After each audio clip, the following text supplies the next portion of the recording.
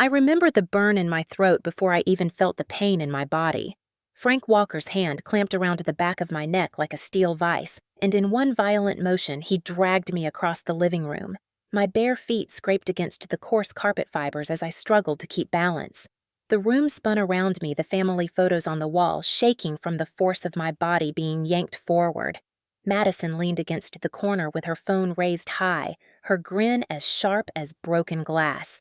Her voice cut through the air with the confidence of someone untouchable. "Smile, Sarah," she sneered. "This is going to be perfect." I wanted to twist away to scream to cover my face, but Frank's grip tightened, cutting off my breath.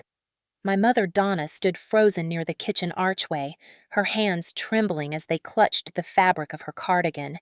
Her lips moved, but no sound escaped. Her eyes widened in terror as Frank's voice thundered through the house. "You worthless girl!" The words hit me harder than his hand ever could. They sliced into the small scraps of dignity I had fought to keep. He shook me again, and my vision blurred. The world shrank to the pounding of my pulse and the reek of cheap bourbon pouring off his breath. I tried to reach for his wrist to loosen his hold, but he shoved me forward with such force my knees buckled. My body lurched and I fell against the arm of the sofa. A flash of pain shot through my shoulder as I crumpled to the ground. I gasped desperately, but the air barely slipped past my lips. I looked toward my mother, begging with my eyes, but she stood like a statue carved from fear. Frank towered above me, his chest heaving, his face red and gleaming with sweat. He bent low. His words spat into my ear like poison. "You are nothing, Sarah, nothing!" The sound echoed in my skull as my heartbeat roared faster and faster until it seemed to trip over itself. I pressed a trembling hand to the floor to push myself upright, but my body refused to obey. My arms quivered, then collapsed under my weight. The carpet burned against my cheek as I fell sideways. I felt the coarse fibers scrape my skin, and the taste of iron flooded my mouth. Madison giggled low behind her phone, circling for the best angle like a predator savoring its prey. She whispered so the recording would capture her cruelty. "This is what a loser looks like." My chest tightened, my breaths turned shallow. Each inhale felt smaller than the last, as though the air had been stolen from the room. My heart slammed against my ribs, then skipped, then pounded again. I thought in terror that it might stop altogether. I tried to speak to say please, to call for help, but my voice cracked into silence. Donna finally moved, but only to cover her mouth with both hands. Tears streaked down her face as she shook her head helplessly. Frank snarled at her without even looking. "Stay out of this or you are next." She froze instantly, retreating into stillness once more. My body convulsed weakly, the tremors of fear and exhaustion spreading through my limbs. I clawed at the rug, desperate for something to anchor me, but my strength drained as quickly as the blood seeping from the small cut inside my lip. My vision tunneled dark edges closing in around the dim light of the living room. Madison's laughter grew distant, muffled, as though it were echoing through water. I saw only the distorted outline of Frank's looming figure, his shadow blotting out the lamp glow. The sound of his voice reached me in fragments. "You will learn respect." The words faded almost immediately, swallowed by the roaring silence inside my head. My body gave one last spasm, then went completely still. My chest rose faintly once, then struggled again. The floor felt like ice against my skin, and I could no longer tell if I was breathing. My heart jolted with erratic beats, hammering so loudly they drowned every sound, then falling into frightening pauses that stretched forever. I remember the thought striking me clear and sharp. This might be the end. I wanted to cry out to Ethan, the boy who once told me my words had weight, but my lips refused to move. I wanted to reach for my mother, but her figure blurred into nothing. The last image burned into me was Madison's smirk as she lowered her phone, whispering almost gleeful, "She looks dead." Then everything collapsed into darkness. For me, there was no sound, no air, no heartbeat I could trust. To anyone watching, it must have looked like my body had shut down completely. That was the moment my story truly began. If you have ever felt erased, comment where you are watching from. The darkness of that moment when my body lay motionless did not erase the years that had led me there. If anything, it made the memories sharper, each one cutting into me with the weight of truth. My father had died when I was 10, leaving behind the faint scent of sawdust from his carpentry and a warmth in his laugh that I carried like a fragile treasure. After his sudden passing, my mother Donna was alone with bills stacking high and fear of how to raise me alone. When Frank Walker entered our lives, he arrived with flowers and promises of stability. To my mother, he looked like salvation. To me, he became the architect of a cage. At first, he brought small gifts to me pretending to care. He asked about school and praised my drawings in the tentative early days. But soon his tone shifted.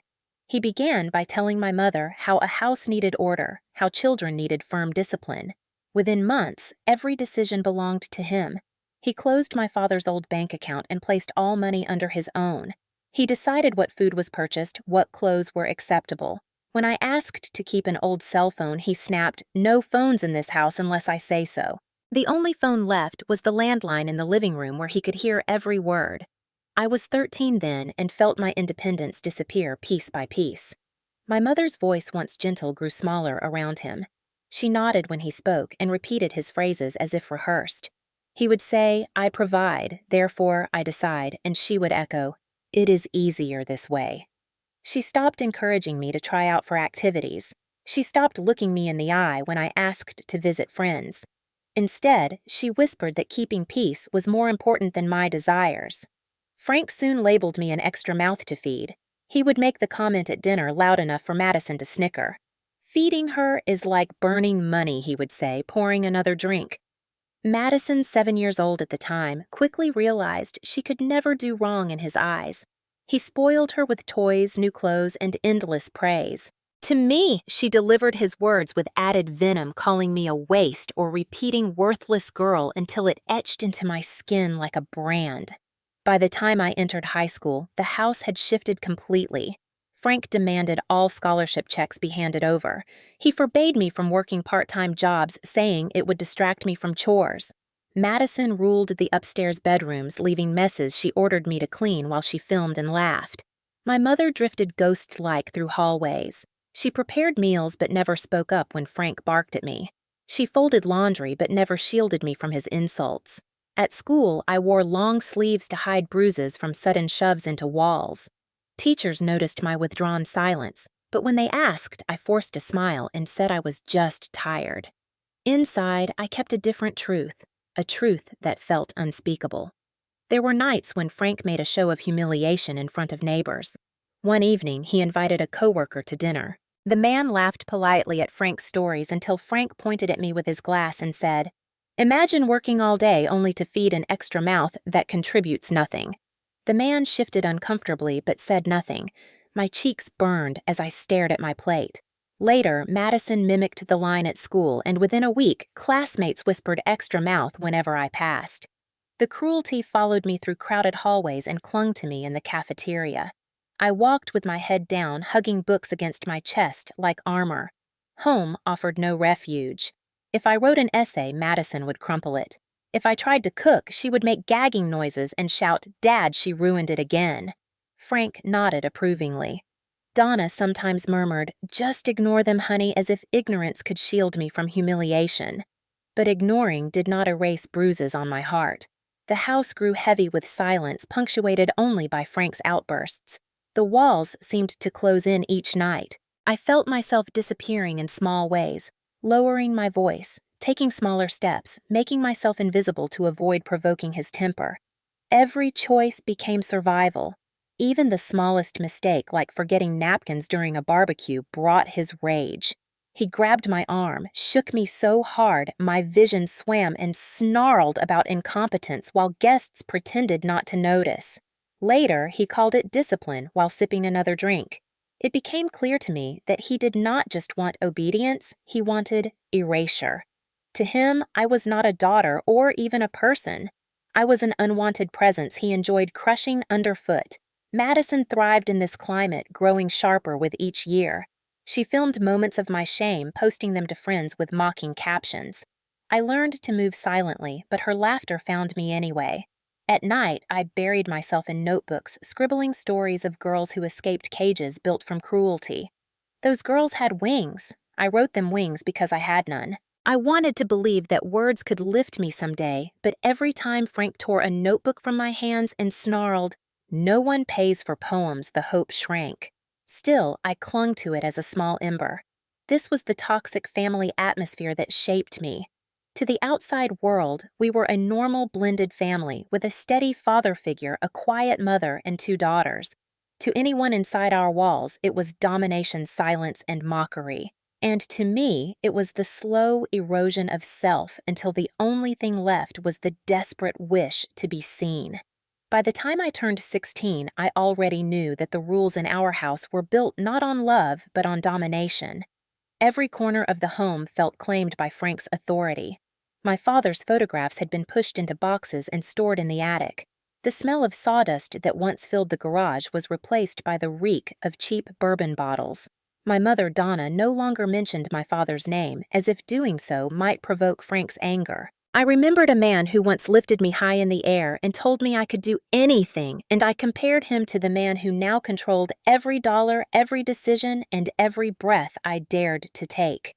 Frank's control tightened when he realized that I loved to write. He saw my notebooks as rebellion because they were pieces of me he could not fully erase. He would snatch them from my hands and toss them into the trash, muttering about lazy girls who wasted time on nonsense. The sting of his words cut deeper than the sting of his hand, but both left scars. Madison grew into his mirror image. At school, she spread rumors that I was pathetic, that even my own family wished I did not exist. Friends drifted away, believing her laughter more than my silence. I stopped trying to defend myself because each attempt only fueled her cruelty. At home, she strutted with entitlement. She flaunted the gifts Frank showered on her and reminded me that I had nothing. She whispered that Dad says you will never be good enough, and I believed it more than I wanted to admit. The isolation pressed heavy. Without money, without a phone of my own, and without a car, I was trapped. I imagined leaving with just the clothes on my back, but fear chained me. Fear that Frank would retaliate against my mother. Fear that the little safety I had in my room would vanish if I defied him. Donna whispered late at night when Frank had passed out from drink that she wished things were different, but her whispers changed nothing. When I asked once if she would let me apply for a summer program in another state, she lowered her eyes and said, "It is easier this way." I realized then that she too had surrendered to his rules. She had become a shadow in his house, echoing his demands even as tears shimmered in her eyes. It was during those years that my sense of self began to dissolve. I lowered my voice until it was barely more than a murmur. I took smaller steps to avoid drawing attention. I learned the patterns of Frank's moods, the way the creak of the stairs meant his anger was moving closer, the way the slam of a cabinet foretold another outburst. I navigated my home like a soldier walking through a minefield, careful, precise, and always afraid. Still, there were small sparks that refused to die. A teacher once praised my essay, telling me my words carried weight. I carried that sentence like a secret weapon hidden inside me. Ethan Carter, a boy from my literature class, often asked about my stories. He treated me as if my thoughts mattered. His kindness embarrassed me, but also stitched together the broken edges of my confidence. For a moment in his presence, I felt like more than Frank's punching bag or Madison's target. I was Sarah, a girl with a voice. Yet returning home always crushed that flicker. Frank barked for chores before I had set my bag down. Madison shoved laundry at me and accused me of stealing her things. Donna moved through rooms quietly, head bowed, shoulders hunched, avoiding Frank's gaze. Silence hung like a heavy curtain. I sometimes wondered if neighbors heard the shouting but dismissed it as family noise. When Frank wanted to humiliate me publicly, he did not hesitate. One night at a barbecue with neighbors, he grabbed my arm and shook me in front of everyone, calling me incompetent because I forgot napkins. The guests looked away, pretending not to notice while Madison laughed. Later, Frank chuckled, calling it discipline. I realized then he not only wanted to control me, he wanted to erase my dignity in plain view. Each insult carved deeper until I believed I was invisible. I wrote in my hidden notebooks stories of girls who found ways to break chains. I dreamed of a life beyond our walls, but dreams felt dangerous in a place where every hope was punished. The toxic rhythm continued day after day. The walls heard my muffled sobs at night, while Frank's voice echoed his law through the hallways. Madison's laughter pierced every attempt to feel normal. Donna's silence weighed more heavily than Frank's fists, because her refusal to defend me told me I was truly alone. This was the origin of the oppression that shaped me, a constant cycle of domination, humiliation, and despair. Yet even in the darkest hours, I sensed that the ember inside me refused to go out completely. That ember would become the beginning of resistance, though at the time it only flickered fragile against the storm. The older I grew, the more Frank's grip tightened until it seemed that every breath I took had to pass through his approval. By the time I reached 17, he no longer pretended to be a father figure. He treated me like an intruder in his home, someone tolerated only because throwing me out would ruin his image. He insisted that every scholarship check I earned from small writing contests be signed over to him. He said he would manage them responsibly, but I never saw where the money went. I suspected it funded his liquor bottles stacked in the cabinet. Whenever I questioned even gently, his face darkened and he snapped that money belonged to the head of the house. Madison learned quickly to echo his words. She strutted through school hallways boasting about new clothes and expensive gadgets while whispering that I was nothing more than a burden. Her friends laughed in chorus. Soon, the nickname Extra Mouth followed me not just at home, but through classrooms and cafeterias. The shame clung to me like a second skin. I tried to focus on literature, my only sanctuary. Words on a page felt like doors to other worlds where fathers did not die suddenly, where mothers did not vanish into silence, where stepfathers did not control every movement. I poured myself into essays and stories, scribbling late at night under the blanket with a flashlight. Those secret writings were my rebellion, but rebellion invited punishment. Frank once caught me scribbling and yanked the notebook from my hands. He sneered, "No one pays for poems," then ripped the pages in half and tossed them into the trash. His words left me shaking with humiliation. Still, I returned to writing because without it, I would lose the last thread of myself. Donna sometimes whispered apologies as she folded laundry in the dim kitchen light. She told me she wished she were stronger, but her eyes carried exhaustion and fear. I began to realize she was not only my mother, she was another prisoner in Frank's cage. His control extended over her as much as over me, though in different ways. She obeyed to protect herself, and in doing so abandoned me. That knowledge stung worse than Madison's cruelty. One afternoon, when I begged her to let me apply to a summer program, she tried to argue, but Frank's shouting broke her down. He accused her of wanting to tear the family apart. By the end of the night, she whispered to me, "Just keep your head down." That sentence carved itself into me as a symbol of surrender. The toxic atmosphere expanded. Frank began to exclude me from family photos, cropping me out with deliberate angles. He refused to add my name to health insurance, saying it was a waste of money. He declared that I should be grateful for a roof over my head, as if shelter excused cruelty. Madison delighted in repeating his words, taunting me each time I tried to carve out even a shred of independence. At school, I kept my head low, but teachers noticed the stiffness in my movements, the way I winced when lifting books. They asked questions I answered with half smiles and excuses. I did not dare reveal the truth. Fear wrapped itself around me tighter than Frank's grip ever could. I feared what he might do if authorities intervened. I feared what would happen to my mother left alone with his rage. The silence I carried was not choice, but survival. Yet in the quiet, there were glimpses of kindness.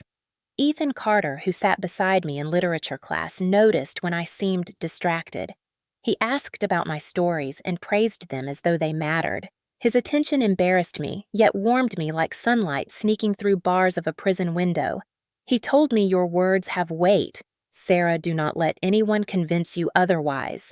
I repeated that line to myself at night when the walls closed in. It was proof that beyond our home, someone saw me. Still returning to Frank's house always crushed that flicker. He barked orders the moment I entered. Madison shoved chores onto me, accusing me of stealing her makeup or clothes. Donna hovered in the background, trying to keep peace. Silence hung thick like smoke. I learned to shrink smaller to avoid setting off explosions. The steady rhythm of abuse created numbness. I walked through hallways like a ghost, careful not to exist too loudly. Yet the ember of defiance glowed faintly inside me. I told myself someday, somehow, I would find a way out. Until then, I endured. This was the reality that shaped my late teenage years, a cycle of control and humiliation and despair. It was a cycle that could only escalate, and in the deepest corners of my mind, I knew one day Frank's violence would reach a point where silence could no longer protect me, where his rage would push me past the edge and into the fight for survival. The breaking point began on a day that seemed ordinary, like any other suffocating afternoon in Frank's house. I returned from school clutching a letter of acceptance for a modest scholarship. It was not much money, but to me it represented freedom, a possibility that I might continue studying despite every barrier Frank built. I folded the letter carefully and tucked it into a notebook. My plan was to hide it until I could figure out a way to use it, but Frank's eyes were always scanning for signs of disobedience. He was already sitting in his worn armchair, bourbon glass in hand, when I entered. His gaze followed me like a predator's.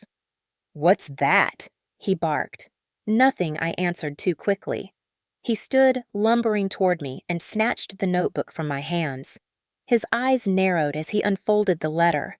The words on the page that had made me feel proud now burned like a confession of crime. "A scholarship," he growled. "You think you can keep secrets from me?" He crumpled the paper and hurled it at my chest. "Money belongs to the head of the house, not to some useless girl scribbling fairy tales." My mother stood near the sink, wringing her hands, whispering, "Please let it go." But Frank spun on her. "Stay out of this." She froze instantly, her lips pressed tight as if sealed by fear. Madison appeared in the hallway, phone in hand, her smirk already fixed.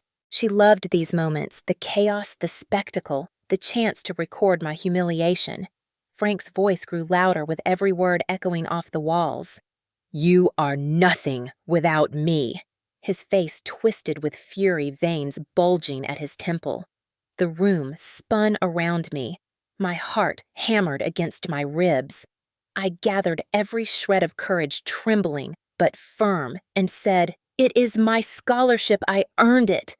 The words slipped from my lips like sparks into a gas-filled room. His face contorted further. He lunged forward, grabbing my arm so roughly I stumbled into the coffee table. Pain shot through my shoulder as I tried to pull away. His fist came down across my face, knocking me to the floor.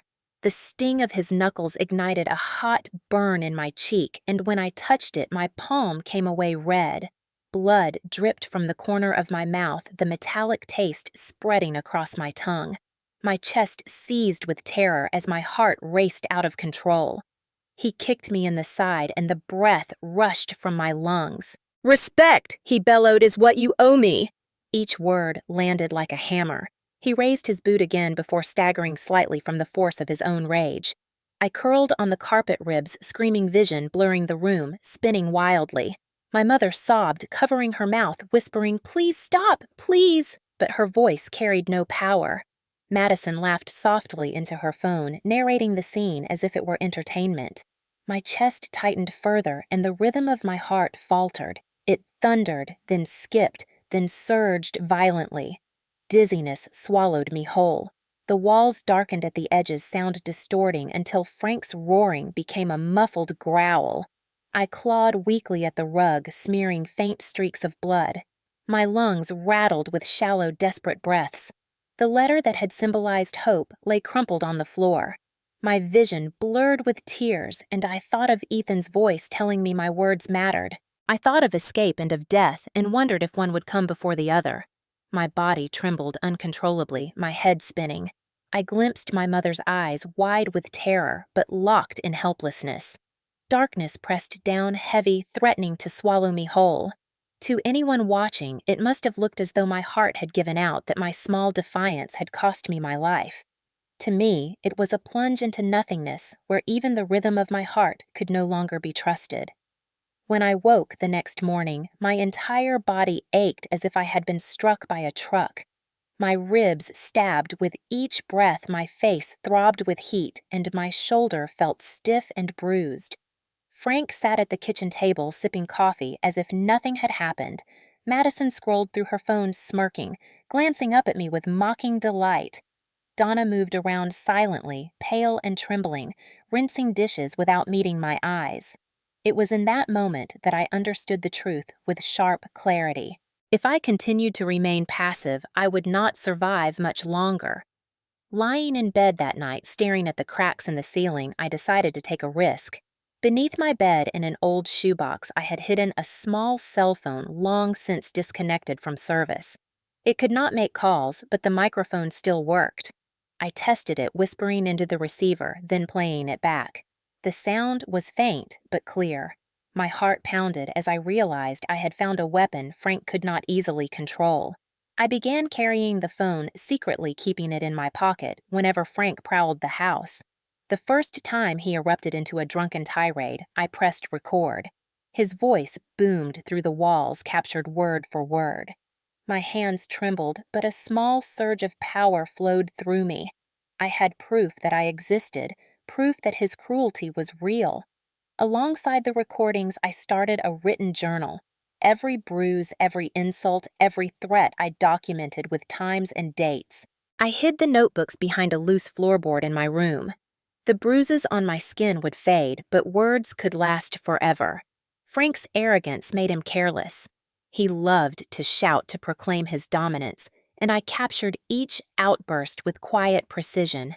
Outwardly, I played the obedient stepdaughter, keeping my voice low and my movements small.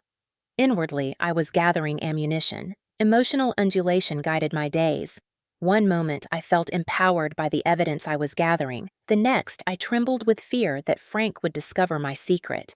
I checked hiding places obsessively, pressing my ear against the floorboard to ensure the notebooks had not shifted. Every creak of the stairs made my stomach clench.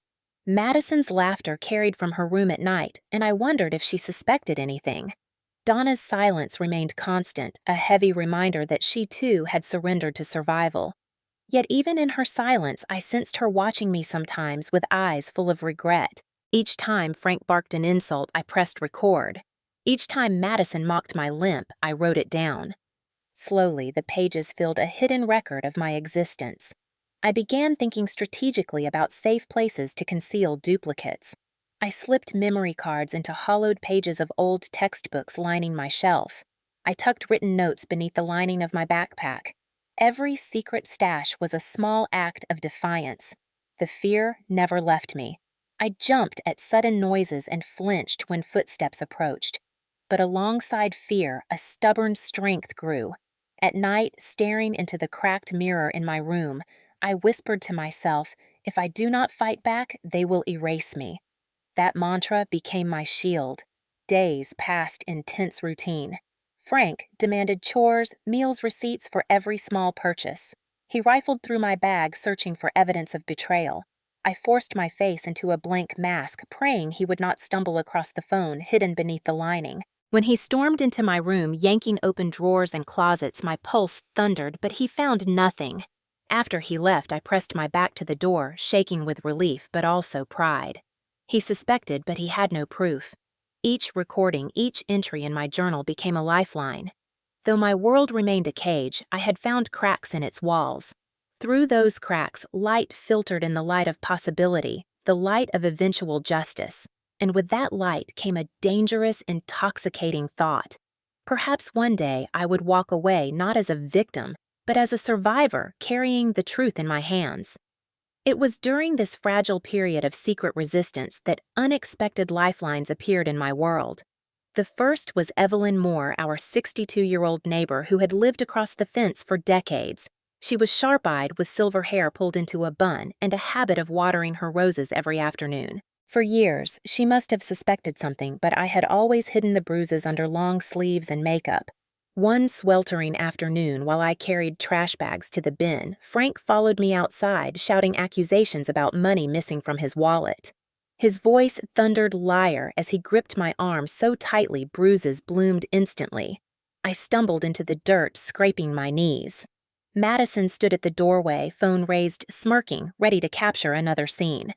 From the corner of my eye, I saw Evelyn freeze with her watering can midair. Her lips pressed tight as she watched Frank shove me against the ground. He raised his hand to strike again, but Evelyn's firm voice carried over the fence. "Harold, that is enough." For the first time, I saw Frank startled. He muttered something about discipline, but her gaze did not waver. My body ached from the blows, yet a flicker of hope stirred inside me because someone had finally seen. Later that evening, Evelyn knocked on our door with a plate of cookies, claiming it was just a neighborly visit. Frank glared but let her inside. She looked closely at me, noting the swelling on my face. When Frank left the room to fetch another drink, she leaned toward me and whispered, "You are not alone, dear." Her words nearly shattered me with relief. She slipped a folded paper into my hand before leaving. Inside was her phone number with the words, "Call me anytime, day or night." I tucked it into my journal, my heart pounding with a strange mix of fear and comfort. The second lifeline came from Ethan Carter, my classmate in literature. He had always been kind, but in those weeks he became more attentive. He noticed how often I missed school and how my posture grew stiff. He pulled me aside one afternoon after class, his eyes steady with concern. "Sarah, you do not have to go through whatever this is alone," he said quietly. I forced a smile, muttering that I was just tired, but his gaze lingered, telling me he did not believe me. The next day, he sent a text message saying, "If you ever need a place to stay, even just for one night, I am here." My chest tightened at his sincerity. Fear anchored me, but his words stayed like a hidden lifeline. At home, Frank's suspicion deepened. He demanded to see my bag, rifled through my drawers, and checked my room as if I were a criminal. Each time he found nothing, his anger grew sharper. Madison's smirk widened, but inside me the ember of resistance flared. Now I had witnesses. Evelyn had seen with her own eyes. Ethan had spoken with genuine care. I was not as invisible as Frank wanted me to believe. Still, the danger remained constant. Frank's eyes followed me like a hawk. Donna's silence pressed heavier than ever. Yet in the quiet moments when I reread Evelyn's note or Ethan's message, I felt a fragile strength take root. Perhaps one day I could use the proof I was gathering. Perhaps one day I would break free. The allies did not erase my fear, but they cracked the cage wide enough for me to see the possibility of escape. And once seen possibility could never be unseen. The house felt charged with static on the night it all came to a head. Frank had been drinking since the afternoon, his footsteps heavy and uneven as he paced the hallway. I had hidden another scholarship acceptance letter between the pages of a literature anthology, convinced I could keep it secret long enough to plan, but nothing escaped him. He barged into my room, waving the paper with fury carved into his face. "You dare make plans without my permission," he shouted, spit flying, as he slammed the letter onto the table. Donna rushed forward, begging him to calm down, but he shoved her so hard she stumbled into a chair. Madison appeared instantly, phone in hand, her eyes glittering with cruel delight. Frank turned on me with a glare that could burn through steel. "You think you can leave this house? You think you can build a life without me? You are nothing!" He roared. His hand shot out, clamping around my neck. In one violent motion, he dragged me across the living room. My feet barely touched the ground as his grip tightened. My throat burned, each gasp smaller than the last. "Worthless girl," he spat and flung me against the wall. My body crumpled, sliding down until my cheek pressed the cold floor. The taste of blood filled my mouth. Madison giggled, recording every second, whispering to her phone, "Look at her. She is done." Donna's sobs filled the room, but she did not move. Her terror chaining her in place. My heart thundered wildly, then stuttered dangerously. My vision swam black edges closing in. Still, I forced my hand under the couch where days earlier I had hidden a small USB drive with recordings of Frank's tirades. My fingers trembled as I pushed it deeper into the shadows. If I did not survive tonight, maybe someone would find it. Frank loomed above me, his fists clenched, veins bulging, his roar vibrating through my skull. "You will learn respect." He struck again, his fist smashing across my jaw. My head snapped sideways, stars dancing across my vision. I collapsed motionless, barely aware of Madison's cruel laughter. Each ragged breath felt like fire in my chest, my heart pounding, then skipping, then surging again. The room blurred. Through the haze, I heard Evelyn's firm knock on the front door, her voice calling out she had heard shouting. Frank cursed under his breath, barking at Madison to keep her quiet. Madison darted to the door, insisting to Evelyn everything was fine, just a silly argument. Evelyn's tone was sharp, suspicious, but eventually she stepped away, though I heard her mutter, "She would be back." Frank turned back to me, dragging me up by my arm. "If anyone ever finds out what happens in this house, it will be the last thing you do," he hissed, before hurling me against the wall once more. My head struck the plaster, a dull thud echoing through my skull. I slid down again, my limbs heavy, my vision fading. But I clung to one desperate thought. Madison's phone was still recording. She thought she was mocking me, but she was preserving evidence. Evidence that might save my life. My chest heaved, shallow, rattling gasps. I crawled inch by inch toward my bedroom, clutching my side. With shaking hands, I slammed the door and turned the lock. Outside, Frank pounded, shouting threats, his rage echoing through the walls. My mother cried, begging him to stop. I dragged myself beneath the bed where another phone lay hidden. With the last of my strength, I pressed record, whispering the date and what had happened, my words slurring but clear enough. I tucked the device deep into my backpack, hugging it against my chest as the world tilted into darkness. For the second time in weeks, my body went still, my heartbeats erratic, terrifyingly uneven. Yet this time there was a flicker of hope. Even if I did not survive the night, the evidence would, and evidence had the power to end his reign of control. The next afternoon, a loud, insistent knock rattled the front door. Frank stiffened, trying to mask his surprise with a forced grin as he opened it. Standing outside was Evelyn, and beside her 2 uniformed police officers. My stomach flipped as I clutched my backpack where the hidden recorder rested. "Officers," Frank said smoothly, "what seems to be the problem?" Evelyn's eyes cut straight to me, her gaze lingering on the purple bruise blooming across my cheek and the way I held my ribs. "I heard enough last night," she said firmly. The officers stepped inside, one asking if everything was all right. Frank barked that it was just a family matter that Evelyn was interfering. But before he could continue, Evelyn produced a small flash drive. She must have found the copy I had slipped beneath her fence earlier in the week. The officer plugged it into a laptop, and suddenly Frank's drunken voice filled the room. "You are nothing without me," the recording echoed, followed by the sharp crack of a slap. Madison gasped, her phone slipping from her hand. Donna covered her face, sobbing. Frank lunged toward Evelyn, shouting that it was fake, but the officers stepped between them. "Sir, calm down," one warned, his hand resting on his holster. My chest tightened as I pulled the recorder from my backpack. My voice, weak but steady, played from the speaker describing beatings, threats, and dates.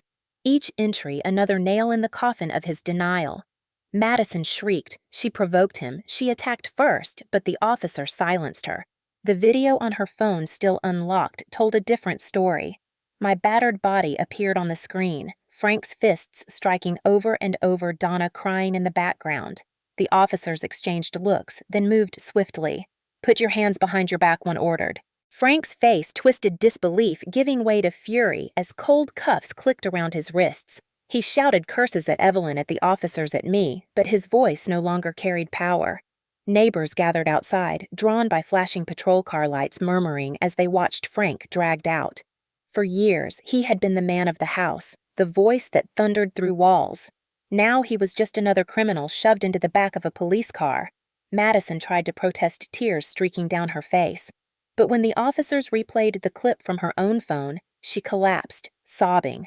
Donna shook uncontrollably, then finally whispered, "It is true. Everything she said is true," her voice breaking as if a dam had burst. Evelyn wrapped an arm around her, steadying her. One officer guided me gently outside, telling me I was safe now. The air felt different, crisp and sharp against my skin, as if freedom had a scent. For the first time in years, I believed the nightmare might end. The officers drove Frank away, neighbors whispering behind curtains. My body ached with bruises, but my heart surged with something unfamiliar. It was not yet peace, but it was the beginning of justice. The hours after Frank was taken away felt unreal, as if I were walking through someone else's dream. At the hospital, fluorescent lights glared above me while the scent of antiseptic filled the air. Doctors examined my ribs, cleaned the cuts across my face, and hooked me to monitors. They explained that although I had internal bruising, nothing appeared permanently damaged. I nodded, but inside, I felt both fragile and indestructible. For once, his hands had not erased me. When I opened my eyes again, Ethan stood in the doorway, his expression stricken. He hurried to my side, took my hand gently, and whispered, "You are safe now." Tears stung my eyes at the kindness in his voice, so different from the cruelty I had endured. I allowed myself for the first time in years to believe it might be true. After I was discharged, Evelyn insisted I stay with her. Her small home smelled of lavender and lemon, and she filled the kitchen with warmth I had forgotten. She fussed over my bandages, cooked meals, and left the porch light on at night so I would never feel alone in the dark. Sometimes I woke from nightmares drenched in sweat, hearing Frank's voice in my head, but Evelyn would sit with me until I calmed. Ethan visited often, carrying books and flowers, sometimes just sitting silently beside me.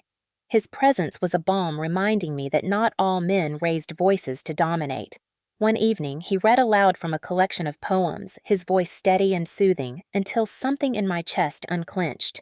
For the first time since childhood, I believed in gentleness. Weeks turned to months, and the bruises faded though the scars inside me remained. I began to write again, pouring my story into pages, not just as therapy, but as testimony.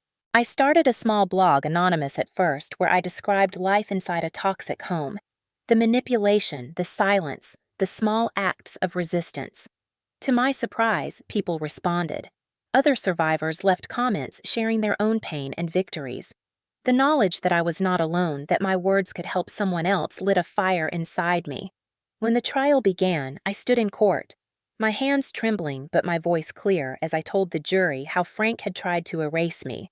The recordings played on the large screen, his voice echoing through the chamber, his fists striking in frame. He glared at me from the defense table, but his power was gone, dissolved under the weight of truth.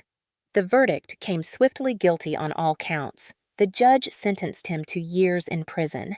The sound of the gavel striking was like a door slamming shut on the years of terror. My mother wept openly, not from sadness, but from release. Madison was ordered into a rehabilitation program for juveniles forced to confront the damage she had inflicted.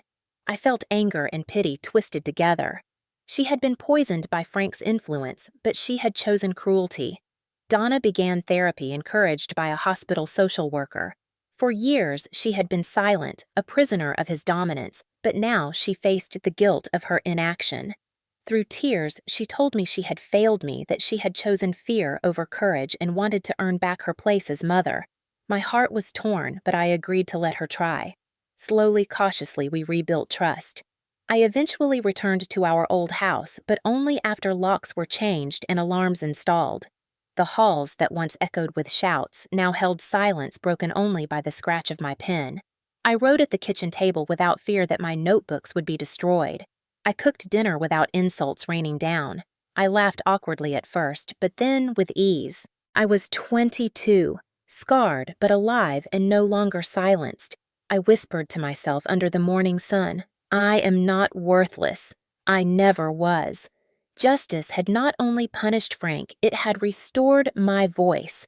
And with that voice, I would continue to write so that no one else trapped in silence would ever feel invisible again.